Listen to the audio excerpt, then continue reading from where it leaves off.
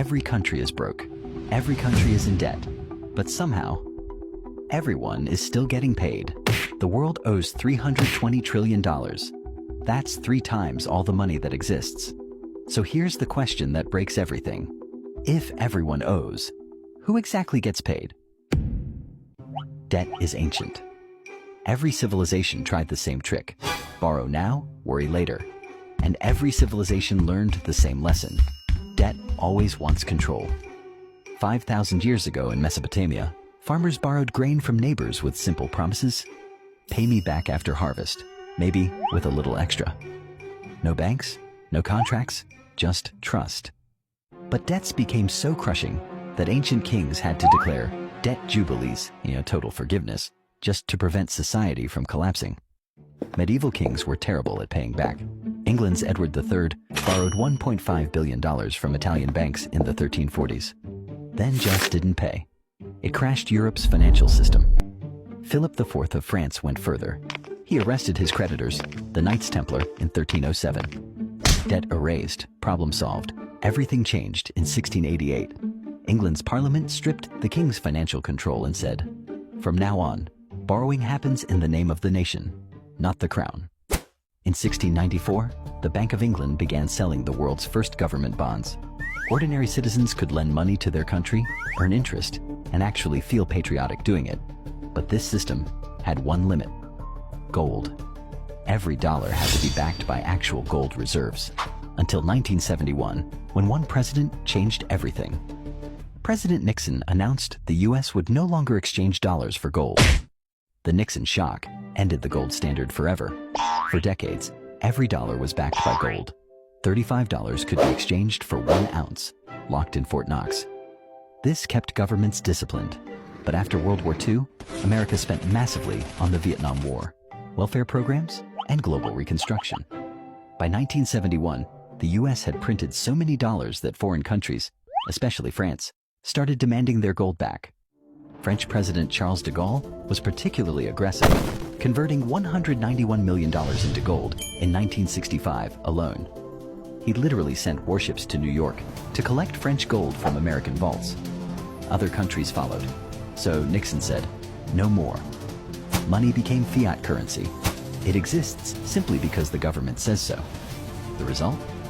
In 1971, global debt was just a few $trillion. By 2000, $80 trillion. Today, $320 trillion. A 31,400% increase in 50 years. So, who holds all this debt? This is where it gets weird. The answer isn't China or some shadowy elite. It's something much more circular and mundane. The answer is you. And you're also the one who owes it. Here's how the trap works.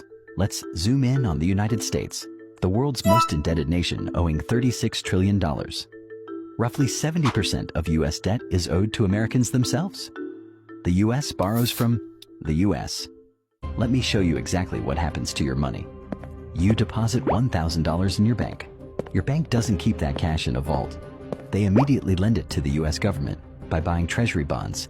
The government spends that $1,000 on roads, military social programs, whatever.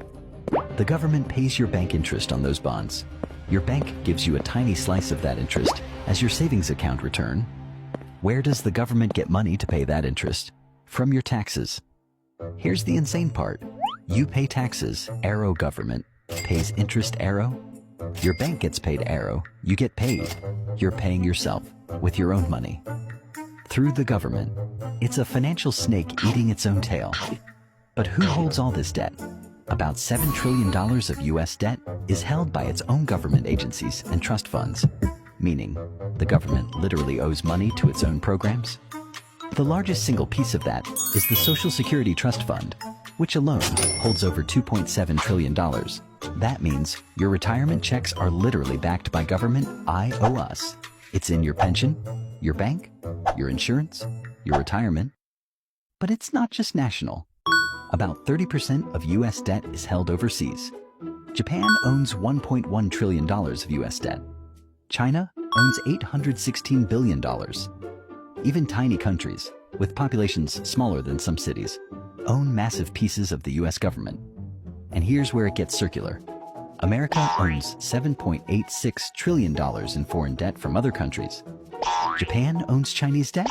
China owns Japanese debt. It's financial musical chairs where everyone owes everyone else. Global debt doesn't disappear. It just changes hands. So, who actually gets paid? Here's the final answer to the question that started everything. Nobody gets paid, and everybody gets paid. The system only works because everyone agrees to keep playing. Therefore, the entire $320 trillion global financial system runs on one single thing: trust. As long as everyone believes everyone else will pay, the money keeps circulating. The snake keeps eating its tail. The game continues.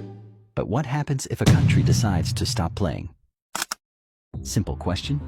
One country actually tried it. What happened next destroyed an entire generation. Greece, 2010. Investors panicked and stopped buying Greek bonds. The money tap shut off. No one would lend Greece another cent. The European Union made an offer: accept brutal spending cuts or collapse entirely. They called it austerity. Here's what it actually meant. 1 in 4 public workers were fired. Wages fell by 30%. GDP shrank by 25% in just 5 years. 200,000 young Greeks left the country. College graduates became waiters in Berlin. Engineers drove Ubers in London. Parents watched their children board planes, knowing they might never come back. The economy didn't recover for an entire decade. A generation was lost. And here's the cruelest twist. Greece's debt didn't even go down. It went up. Because when your economy collapses, you collect less in taxes, which means you need to borrow even more just to survive. The lesson: you can't just stop. The machine breaks. But sometimes it's not about growth. It's about survival. When COVID-19 hit in 2020, people stopped spending and the economy shut down. Governments faced the same nightmare Greece did, but everywhere, all at once. Do nothing and then watch economies collapse, or borrow unthinkable amounts to keep people alive. Every country made the same choice. That year, the US government borrowed an astonishing $3.8 trillion, nearly 20% of the entire economy. Japan borrowed $1 trillion. China borrowed $1.2 trillion. But debt has a cost: interest. Every year, the US writes a check for over $1 trillion. Not building schools, not fixing roads, not curing diseases. Just paying interest on old loans. That's more than the entire defense budget. Money that could change lives instead pays back banks. And here's the trap. To pay back old debt, they borrow more. The debt never leaves. It just cycles. As long as the economy grows faster than the debt. This actually works. Countries like Norway and Singapore have managed debt brilliantly for decades. The problem? Most countries aren't Norway. For developing nations, it's a death trap. In 2022, 53 countries were spending more on debt repayment than on healthcare. They're paying foreign banks instead of keeping their own people alive. Zambia defaulted on $17 billion in debt. Sri Lanka defaulted for the first time in its history. The government ran out of money for fuel and medicine. People stormed the presidential palace. Pakistan came dangerously close. Ghana, Kenya, Egypt, Tunisia, all teetering on the edge. And circling above them, China. Since 2013, China has lent $1 trillion to 150 countries through its Belt and Road Initiative. Ports, railways, power plants. Sounds generous, right? But here's the dark side. Many countries can't pay back these loans. And when they default, China doesn't just forgive the debt. They take control of the assets. In 2017, Sri Lanka couldn't repay its loans for the Hambantota port project. So China took a 99-year lease on the port and 15,000 acres of surrounding land. Djibouti owes China 77% of its GDP. Pakistan owes China $30 billion. Montenegro borrowed $1 billion, 25% of its GDP, for a single highway. When they couldn't pay, they had to ask the EU for a bailout to avoid losing sovereignty. This is the modern form of colonialism, debt imperialism. You don't need to invade a country. Just lend them money they can't repay, then take what you want when they default.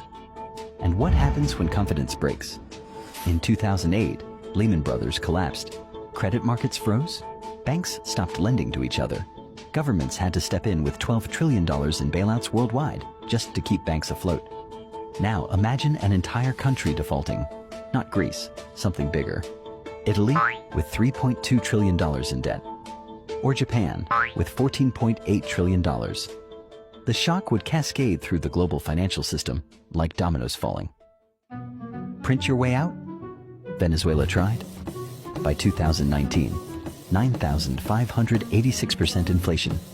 Coffee that cost 2,300 bolivars in the morning could cost you 6,000 by afternoon. People carried bags of cash for bread.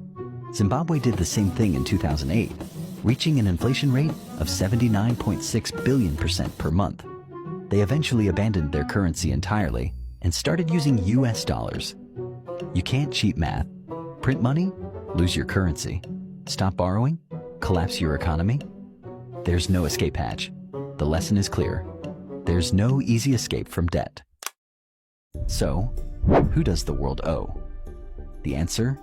You, me, your neighbor. Hi! We owe each other. We owe ourselves.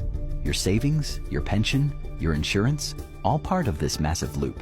The system works until it doesn't, because debt is built on one thing: trust. Which is why China, Russia, India, Turkey, they're all stockpiling gold, preparing for when that trust breaks. Right now, global debt increases by $100,000 every second. So here's what you should really be asking. If the system runs on trust and everyone's borrowing from everyone else, what happens the day we stop trusting each other? Not a villain, not a secret group. It owes you, and you owe it.